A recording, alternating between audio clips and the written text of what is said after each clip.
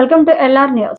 జిల్లా పశుసంవర్ధక శాఖ ఆధ్వర్యంలో జాతీయ వ్యాధి నివారణ కార్యక్రమంలో భాగంగా ఉచిత గాలికుంటు టీకాలో మెగా పశు వైద్య శిబిరం తేదీ 11/11/2025 మంగళవారం నాడు కూసంగి గ్రామంలో ఉచిత పశు వైద్య శిబిరం నిర్వహించడం జరిగింది.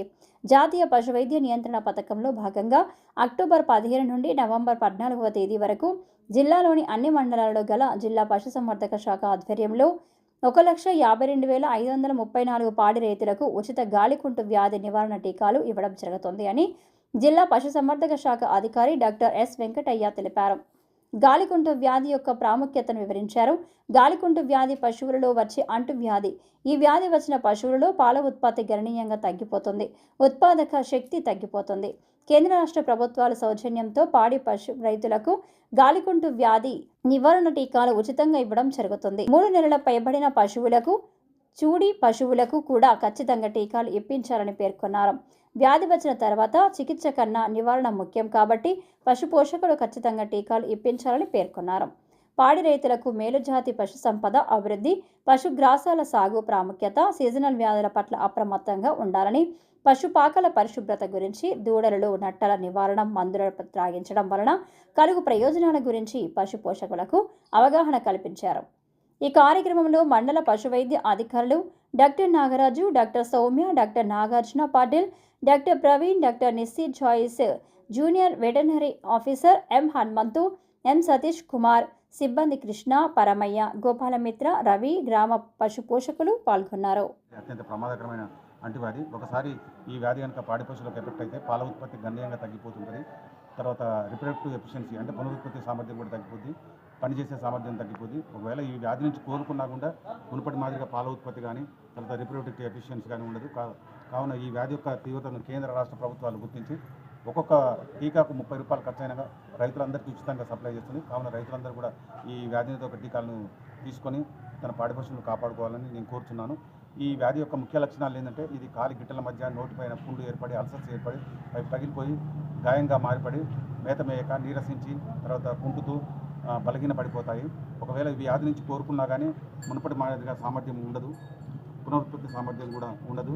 తర్వాత ఈ వ్యాధికి చికిత్స పొటాషియం పర్మాంగనేట్తో నోట్లో కానీ తర్వాత కాలు గిట్టల మధ్య కడిగి యాంటీబయాటిక్ కానీ పెయిన్ కిల్లర్స్ కానీ ఒక వారం రోజులు ఇచ్చినట్టయితే ఈ వ్యాధిని తీవ్రతను అరికట్టవచ్చును. ఈ వ్యాధి వలన మరణాల రేటు తక్కువ కానీ వ్యాధి తీవ్రత చాలా ఎక్కువ ఉంటుంది. ముఖ్యంగా పాల ఉత్పత్తి గణనీయంగా తగ్గిపోతుంది కాబట్టి రైతులకు ఆర్థికంగా చాలా నష్టం కలిగిస్తుంది. కాబట్టి ఈ వ్యాధి యొక్క తీవ్రతను కల్పించి ప్రతి 6 మాసాలకు ఒకసారి కేంద్ర రాష్ట్ర ప్రభుత్వాలు ఉచితంగా రైతులకు ఈ టీకా కార్యక్రమాన్ని రాష్ట్ర వ్యాప్తంగా ఇవ్వడం జరుగుతుంది. కావున రైతులందరూ సద్వినియోగం చేసుకోవాలని కోరుతున్నాను.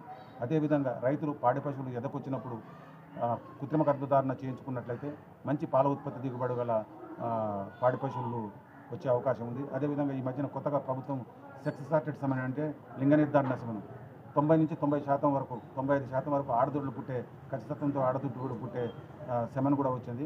రైతులు కూడా ఈ అవకాశాన్ని సద్వినియోగం చేసుకొని తర్వాత పాడి పశువుల్ని తను వృద్ధి చేసుకోవాలని కోరుతున్నాను.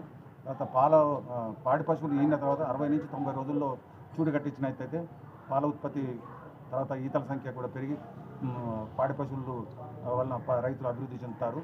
ఈయన 60 నుంచి 30 రోజుల్లో ఖచ్చితంగా ఎదకొచ్చి చూడు కట్టించే విధంగా చేయించుకోవాలి. ఒకవేళ రాకపోతే స్థానిక పశువైద్యుని సంప్రదించి దానిలో గర్భకోశంలో ఏమైనా జబ్బులు ఉన్నాయి కానీ అండకోశంలో ఏమైనా లోపాలు ఉన్నాయంటే యాంటీబయాటిక్తో కానీ హార్మోన్తో చికిత్స చేసి సకాలంలో ఎదకు తీసుకొచ్చి 60 రోజుల నుంచి 90 రోజుల్లో చూడు కట్టే విధంగా చేసి పాడి రైతులకు లాభసాటిగా ఉండే విధంగా కృషి చేస్తారు. ఈ అవకాశాన్ని సద్వినియోగం చేసుకోవాలని కోరుతున్నాను. అదేవిధంగా ఈ పశుగ్రాసాల ఉత్పత్తిలో భాగంగా మన జిల్లాలో సుమారుగా ఒక 4 మెట్రిక్ టన్నుల ఈ స్వర్గం సీడు జొన్నలు వచ్చాయి. వీటిని రైతులు సబ్సిడీ మీద తీసుకొని వేసుకున్నట్లయితే 60 రోజుల్లో కోతకు వస్తాయి. మళ్ళీ సెకండ్ కోత 30 రోజుల్లో వస్తుంది. ఈ విధంగా ఈ పచ్చి మేత మేకున్నట్లయితే పాడి పశువు కావాల్సిన న్యూట్రియంట్ సప్లిమెంట్స్ అన్నీ సమృద్ధిగా అంది పాల ఉత్పత్తి పెరుగుతుంది. ఈ గడ్డి తినడం వల్ల జీర్ణశక్తి పెరుగుతుంది.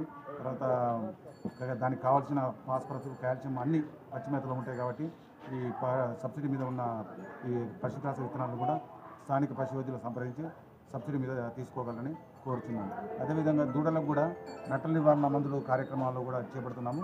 ఈ పుట్టిన 10 రోజుల తర్వాత మిగతా 20 రోజుల తర్వాత ఇట్లా క్రమం తప్పకుండా 6 నెలల మాసం వచ్చినట్టయితే ఈ నట్ల నివారణ మందులు ఇచ్చినట్టయితే అవి త్వరగా 30 నుంచి 35 మాసాల్లో ఎదకొచ్చి చూడు కట్టి పాడి పశువులు తయారయ్యే అవకాశం ఉంది.